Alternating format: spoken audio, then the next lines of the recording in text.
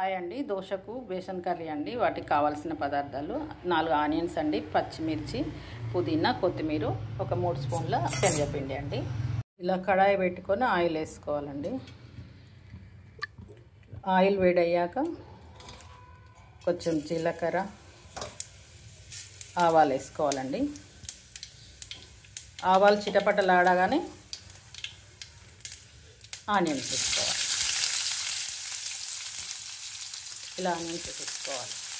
ఇలా ఆనియన్స్ కొంచెం దూరగా అవ్వాలండి. కొంచెం దూరగా అయ్యే వరకు కొంచెం దూరగా ఉంది, కొంచెం మగ్గాలి. మగ్గడానికి కొంచెం సాల్ట్ వేసుకోవాలండి.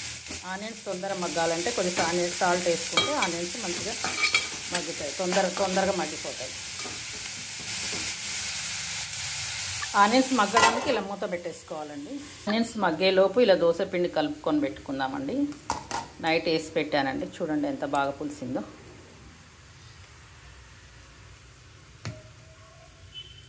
చలికాలం అయితే సాల్ట్ వేసుకోవాలండి, ఎండాకాలం అయితే సాల్ట్ వేసుకోకూడదు. ఎందుకంటే సాల్ట్ వేస్తే తొందరగా ఇట్లా ఉబ్బిపోతుంది, మంచిగా మెల్ట్ అవుతుంది. ఆనియన్స్ మగ్గిన లేదో చూద్దామండి. ఇంకా కొంచెం మగ్గాలి.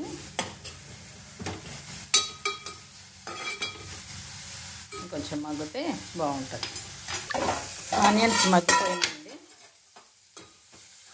ఇలా మగ్గిపోయినాయి చూడండి. దాంట్లోనే పచ్చిమిర్చి, పుదీనా, కొత్తిమీర వేసేసేయాలండి. ముందే వేసేసేయాలి కొత్తిమీర కూడా. ఇప్పుడు వేసేస్తేనే స్మెల్ బాగుంటుంది, దాన్ని పట్టుకుంటుంది. ఆనియన్ కర్రీకి బాగా పట్టుకొని ఫ్లేవర్ బాగా వస్తుంది. పుదీనా, కొత్తిమీర ఫ్లేవర్ బాగుంటుంది ఇట్లా ఆయిల్లో మగ్గుతాయి. అందులోనే చిటికెడు పసుపు వేసుకోవాలండి. చిటికెడు పసుపు వేసుకొని ఇలా ఒక 5-10 మినిట్స్ మగ్గితే చాలు. సిమ్లో మగ్గియాలండి, లేకపోతే ఆనియన్ మాడిపోతుంది.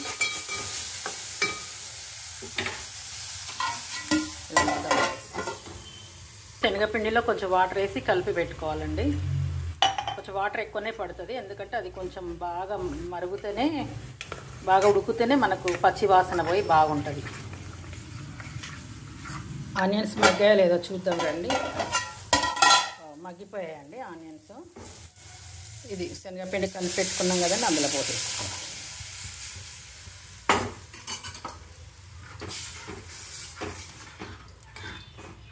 కొంచెం వాటర్ ఎక్కువనే పడుతుందండి, ఎందుకంటే బాగా ఉడకాలి కదా. కొంచెమైనా పోసుకోవచ్చండి, ఒకేసారి పోసుకోవాలి వాటర్. ఇలాగా మూత పెట్టేసి సిమ్లో పెట్టి మూత పెట్టుకోవాలి. బేసన్ కర్రీ మగ్గిందా లేదా చూద్దాం. ఇంకా ఇలా ఉడకాలండి మంచిగా. ఇలా ఉడికితే పచ్చి వాసన అనేది పోతుంది.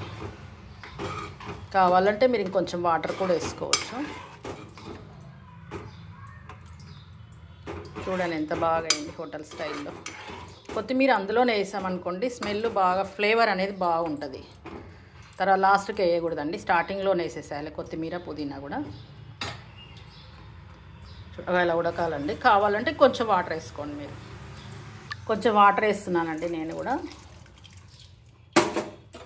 ఇలా చూసి వేసుకోవచ్చు. ఒకేసారి వేసామనుకోండి అలాగే నీళ్ళగా ఉండిపోతుంది. ఇలా వేసామనుకోండి మంచిగా దోరగా మంచిగా మగ్గుతుంది, పచ్చి వాసన కూడా పోతుంది.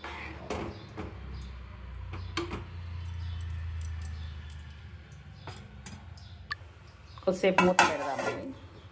బేసన్ కర్రీ ఎంతవరకు వచ్చిందని చూద్దాం రండి. ఉడికిపోతుందండి. చివరిలో ధనియాల పొడి కొంచెం వేసుకోవాలండి, మంచిగా ఉంటుంది. స్మెల్ కోసం బాగుంటుందండి ధనియాల పొడి వేసుకుంటే. ఇదిగో చూడండి, ఇలా ఉండాలి. మనకు కొంచెం చల్లారింది అనుకోండి, ఇట్లా వేడివేడిగా తింటే బాగుంటుందండి. చల్లారితే దగ్గరికి అయిపోతుంది, అందుకని ఇలా వేడివేడిగా తినేసేయాలి. ఇంతేనండి బేసన్ కర్రీ, దోశకి బేసన్ కర్రీ. నచ్చితే లైక్ చేయండి, షేర్ చేయండి, సబ్స్క్రైబ్ చేసుకోండి. దోశ కర్రీ అయిపోగానే ఇలా దీపారాధన చేసుకున్నానండి. డైలీ ఇలాగే చేసుకుంటాను, కంపల్సరీ చేస్తాను. దోశపిండి చూడండి ఎలా పులిసిపోయి కింద పడిపోతుందో. ఇలా వేరే గిన్నెలో తీసుకోవాలి.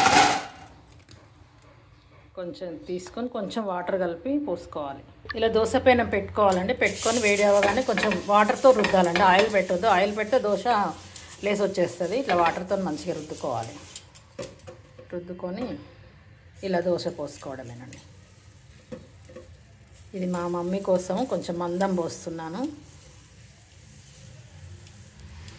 ఇలా కొంచెం ఆయిల్ అద్దుకోవాలండి, కొద్దిగా వేసుకోవాలి ఆయిల్. నాన్ స్టిక్ కాబట్టి ఆయిల్ లేకుండా వచ్చేస్తుంది. కాలిందా లేదు ఇలా తిప్పేసుకోవడమే. కర్రీ పెడుతున్నానండి మా మమ్మీకి. దోశ రెడీ అయింది. అలాగే ఇంకొకటి పోద్దామండి. కొంచెం పెద్ద ఆవిడండి, జర మందం వేస్తాను తన కోసము. మా అమ్మకు పెట్టానండి, తింటుంది. కోసం వేసుకుంటున్నా అండి, కొంచెం పల్సగా వేసుకుంటాను నేను. పతలా అయితే బాగుంటుంది. బాయ్ ఫ్రెండ్స్, నచ్చితే లైక్ చేయండి, షేర్ చేయండి, సబ్స్క్రైబ్ చేసుకోండి.